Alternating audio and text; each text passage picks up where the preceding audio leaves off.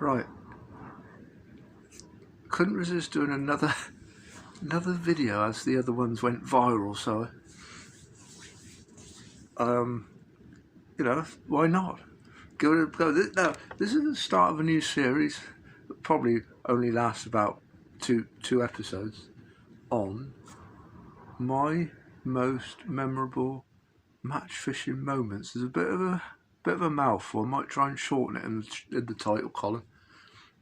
But yeah, I'm going to blow my own trumpet, actually. Show off. Big-headed. Why not? Cast your mind back to 1984. It was the Upper Thames Championship and this is when the match was about the size of a national, nearly 1,000 pegs. Must have been. Vaguely remember fishing for a standing in for one of Godfrey Hargreaves' House of Angling teams. Obviously the Talisman were the first team, the best team, but really good team at the time they had. And I was sort of like the B or C team or D team, whatever it was. Bearing in mind they were teams of 12 then. Yeah, right, okay. I drew at Radcott upstream from the road bridge, round the bend, above where the river divides, about 2/3 up the straight. I can't remember exactly what peg it was, but I can just picture it as being I thought it was a chub peg. It looked like a nice sort of chub peg. All the flow on the far side, which is where you want it for the chub on the Thames, and few stick ups on the far side. And I was basically blooming tight pegging in them days. I always remember the flipping out. Didn't give us nearly so much room as nowadays. Obviously they couldn't because they had to fit them in, but anyway, yeah, drew there, set up. What did I take with me?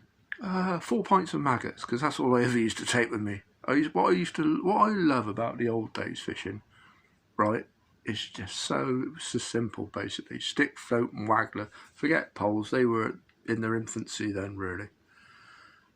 Just everything was lightened down. You could walk for miles. We were younger anyway, so we had more energy to walk. Plus, we didn't take so much kit, and things were simpler and in some ways better, in other ways not. I mean, we always look back through rose-tinted glances, I think. We say, oh, the old days were brilliant. Well, sometimes they might have been brilliant. Other times you could go for 3 or 4 weekends without even a flipping bite, because you had to fish a flooded river. That was the only match. Anyway, I digress. I set up a stick float and a waggler. Funnily enough, no pole, nothing else. Not even. I don't think I set up a lead rod because the river was a bit low. Perfect, really. Anyway, whistle blows. I start on the waggler, loose feeding maggot. Obviously, and also loose feeding the stick float line. Running down for about an hour or so without a bite even. I was just about to come off the waggler and change to the stick float when suddenly I thought I had a bite right down the end of my peg, and I did. What I reel in? Little roach. I thought, that's a point. 1 point out of 100. That's great. Good start. Have another go. Run down the peg. Halfway down the peg this time. Bong. Waggler goes under. Strike. Must be a chub. Bloody hell. Careful, Gary, careful. Let's get this fish in, get in it. Bang. What's happened there then? Come back. There's nothing left. Oh dear, what's happened? I'll tell you what's happened. The line was worn anyway, plus, do you remember the old president rods with the chrome eyes? Well, I had one of them with the chrome eyes had all worn out, and they were just cutting into the line, cut straight through the line. Rigged up again with some fresh Maxima, another float. Went out again, straight down, same spot as before, up one end of bank this time. Ooh, what is it? Another chub, perhaps? Oh no, pulled out of it. Come back. Slime all up the line. Oh, might be a bream then, that. For the next, bearing in mind I've only got about 3.5 hours left. For the next 3.5 hours, I've had to bite a single cast every time. I fed four pints of white maggots. Bite every cast. Fish virtually every cast as well. They were these Coatwater bream. Apparently they'd stopped the river from Coatwater Reservoir in Swindon, and they'd all showed up in my peg. And it was just flipping brilliant. The weird thing is, the blokes either side of me couldn't get a flipping bite. Not the guy to my left, to my right, he's trotted down, and at times he's gone in. I've let him go into my peg. Now, if I didn't get my waggler within a foot, it was almost as if these fish were piled up on top of each other. It was like a metre square where I was getting the bites. If I couldn't get down to there, I wouldn't get a bite. Anyway, I was watching this bloke's waggler, and I let it go to about a foot above that spot, and just, well, a yard above, just shouted, that's your lot, mate. He blanked, pulled back. The bloke downstream from me had one gudgeon, and I've had £96 of bream. Now, I must mention, the crowd was about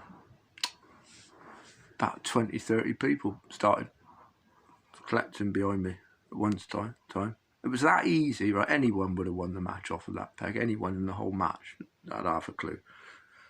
And I was looking behind me, chatting to people. I'll show you how easy it was. I was chatting to a few people I knew, and then all of a sudden, would chat, oh, your float's gone again, Gav. Oh, has it? Oh, okay. Oof, another one. Lovely. Slight controversy in that match, I must admit, because halfway through I was told to stop fishing by one of the stewards. Stop fishing. And I thought, why? Why? Apparently you're using coloured maggots. I'm not. No, I'm not. Well, we've got complaints that you're using coloured maggots. I'm thinking, oh my God, I can't believe this. This was in the area in the 80s where there's a chrysidine scare where may have been carcinogen at the dye, therefore they banned the coloured baits for a while. And basically you could only use white maggots on the Thames. In fact, there was white maggots on a lot of the venues around the country, I think, at the time. Anyway, I was thinking, oh my God. I said to the chap, I realised why he thought what had happened. I'd sweated. The maggots had sweated up that morning, and the only ground bait I had was this alga rouge. Do you remember that stuff? Crikey, that was get on your hands. It's like a deep maroon, smelt like a worm extract. Some French. I bet they still do it, but it's just not imported into this country anymore. I don't know. Censors it was. Anyway, I put this stuff on my maggots and they did look pretty red, or pink they were. And so I thought to myself, crikey, I've had it. I'm going to get disqualified here. There's no doubt about it. Well, I couldn't prove otherwise. And then, all of a sudden, my guardian angel came along in the form of one Wayne Swinsko. He shouted out, what's the matter? I can't do the accent. What's up, my duck? He's trying to disqualify me. He's telling me I'm using coloured maggots. Wayne has come down the bank, grabbed a handful of the maggots, went down, hand in the water, quick wash, up. They're white. They're white. How can they be? He said, how can they be dyed maggots if they're now white? It's obvious that this lad's telling the truth. He hasn't put dye on his maggots. Of course, he's let me off. or the fact that A, it's Wayne Swinscoe, and B, proof, let me off. But I think without Wayne's help that day, I'd have been possibly disqualified. I don't know. And what a blooming brilliant bloke. I've met him a few times since. A real nice bloke, good guy, Wayne Swinscoe. Show you how good he is, right? He fished for an hour of that match, or an hour and a half, I think, something like that. Down, I think he drew a chub peg below me, and I believe he weighed in about 30 or 40 pounds, but massive, great chub. He's come second in the match that day, individually. Yeah, I think if anyone knows any different, tell me right up in the comments. But I'm sure he did. He's fished for that short time, come second in the match, realised he wasn't going to catch any more fish, and come up and watch me in a team match for Shakespeare. Oh, by the way, they won the team event that day. Shakespeare. Funny that, really, isn't it? As about the best team in the country at the time, or one of them. Yeah, what a flipping day that was. But a real worry at that. Crikey almighty, that was a touch and go. I had a picture of me receiving the trophy from a guy called Alex Pilecki. I think he was like a Polish bloke. He used to run it all on his own. Lovely bloke. I think he's passed away now, but I had a picture of me with the old cup. Can't find it, but no, that's that match. Funny actually, some of the Barthampton, this was before I was even sponsored or anything, or fished for any teams, and a couple of the Barthampton lads, I don't even really talk. I sort of, they were like a bit aloof, didn't really know me, and they sort of knew my name, but never said Gary, or never addressed me. And one of them, as soon as I won that match, it was it was the best buddies. And and I was asked to join that team, Barthampton. I had some of the best times. I fished for about, I don't know what, for mid-80s to when I joined that Avon Bait side, about 4 or 5 years. Lovely bunch of blokes, Barthampton lads. I must mention the captain. Their captain is blokes called, well, you know, Mervyn Askins, Topper Askins. What a great bloke, what a great angler he was. What a fantastic angler. I never forget when he was next to me. First of all, was a match at Limpley Stoke, between Limpley Stoke via the aqueduct thing it is that goes over, and you go down a great big long living part of a load of steps to get to the river. You wouldn't do it with your kit now, I tell you. And he drew, God, let me think. He had the one above the aqueduct. I was below him. And anyway, the river was, as far as I was concerned, racing through, but clear. It wasn't holding much colour. It was sort of clear in that going greeny colour. But I could never thought about fishing a float. I fished a stick float down the edge, sort of thing, just out a little bit, about 11 metres out. I've caught some dace and chublets and stuff. Topper, above me, could have sworn he was fishing a feeder in the middle. I was fishing a feeder.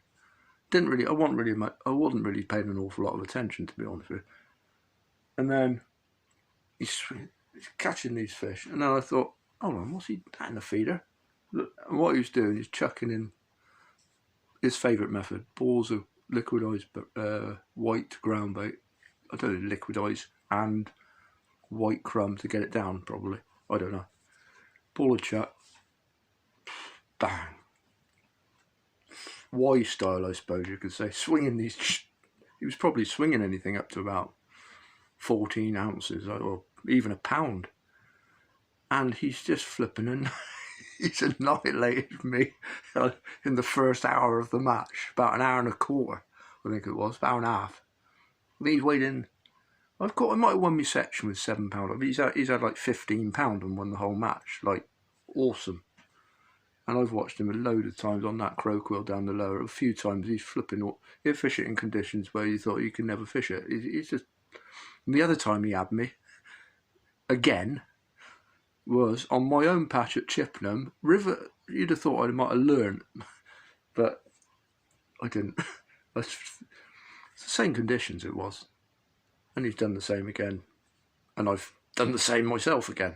I don't think I won a bean that day, but he won the flipping whole match with £9, £9 or £10. But again, all in the first hour on this bread. Deadly, it seems to be in certain conditions in the winter when that river's running off. But yeah, that was old Topper. He was certainly was a legend, and it was a pleasure to fish with him for the few years that I did. Anyway, just a bit. That was a short and sweet one. I might try and think of one other. Yeah, might do another one, but I'm going to do too many because just don't be blowing my own trumpet too much. All right then, see you again. Bye.